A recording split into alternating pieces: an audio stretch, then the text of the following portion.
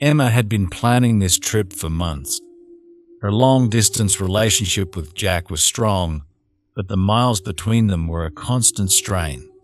So she decided to surprise him by driving through the night to his new city. The thought of seeing his face, his surprise and joy, was all the motivation she needed as she cruised along the dark, deserted highway. The night was silent, the road stretching ahead like an endless ribbon, lit only by the beams of her car's headlights. It was past midnight, and she was in the middle of nowhere, but the excitement kept her awake and alert. That is, until she saw the flashing red and blue lights in her rearview mirror. Her heart raced. She wasn't speeding, so why was she being pulled over?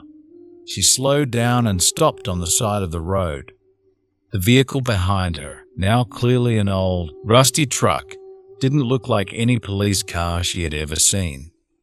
Her unease grew as the man approached her window. The man was tall and strong, with a presence that seemed to carry an oppressive sadness. His uniform didn't fit quite right, and the truck wasn't marked. Everything about him screamed wrong, but he had a badge. He introduced himself as Officer Daniels, claiming to be an undercover cop. He said her back tire looked low and offered to help. Emma hesitated.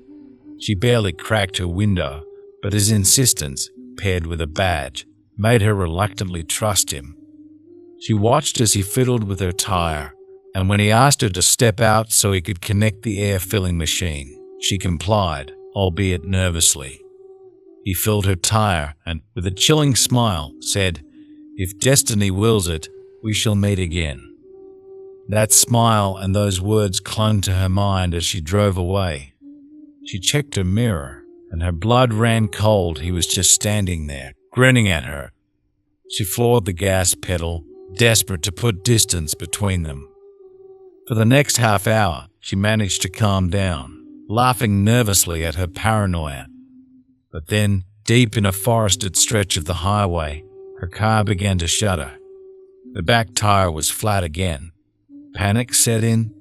She pulled over, got out, and confirmed her fear. It was him. She knew it. She had to hide.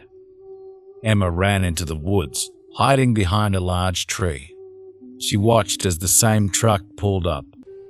The man got out, wielding a crowbar, and his laughter echoed through the silent night. He smashed her car window, searching for her. When he couldn't find her, he yelled out, "I see you, girl. Come to me." She held her breath, her heart pounding so loudly she was sure he could hear it. Then she sneezed. His head snapped toward her hiding spot, and with that same eerie smile, he began to walk slowly in her direction. Emma bolted deeper into the forest. The branches scratched at her skin. The uneven ground threatened to trip her, but she kept running. She found a hollowed-out tree trunk and squeezed inside, curling up as small as she could. She listened as he called out, taunting her, "You can't hide forever. I'll find you." Hours passed. His voice was like a dark spell, weaving through the trees, always closer than she expected. She couldn't stay in one place for long. She moved from hiding spot to hiding spot, her breathing shallow, her limbs shaking. Every snap of a twig, every rustle of leaves was right behind her. In one heart-stopping moment, she saw him through the foliage, his figure illuminated by the moonlight. He was just yards away, sniffing the air like a predator. He muttered to himself, "I can smell your fear. It's only a matter of time." Then she saw him standing far away in the forest. Their eyes locked, and a cold shiver ran down her spine. He called out to her, "Stop running, Emma. I want you." Tears streamed down her face as she begged, "Please, leave me alone." But he shook his head, his voice carrying an eerie tenderness. "I'll always care for you. Once I take you to my home, you'll understand." The sheer horror of his words propelled her into action. She turned and ran, her sobs echoing through the trees. She didn't know where she was going, only that she had to get away. She found another hiding spot, a dense thicket where she could barely see out. She held her breath, every muscle tensed, listening for his footsteps. As dawn approached, she knew she had to make a run for it. Peeking out and not seeing him, she darted towards the road. Her heart leaped when she spotted his truck, her only chance. Shaking badly, she climbed in, noticing the keys on the seat beside her. Trembling, she could barely get the keys into the ignition. Just as she tried to start the truck, he emerged from the trees, running towards her with that terrifying grin. But the truck wouldn't start. She turned the key frantically, her heart pounding as he got closer and closer. Just as he was almost upon her, the engine roared to life at the last possible moment.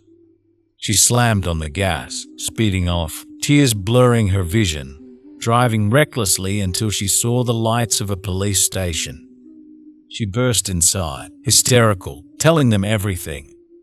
The police searched the area, but they found no trace of him. His truck was abandoned where she left it. Emma's life changed forever. She was safe, but the man was never found. She moved in with Jack, but every shadow, every strange sound sent her heart racing. She knew he was out there, somewhere, waiting, and she lived every day in fear, haunted by the certainty that he would find her again someday.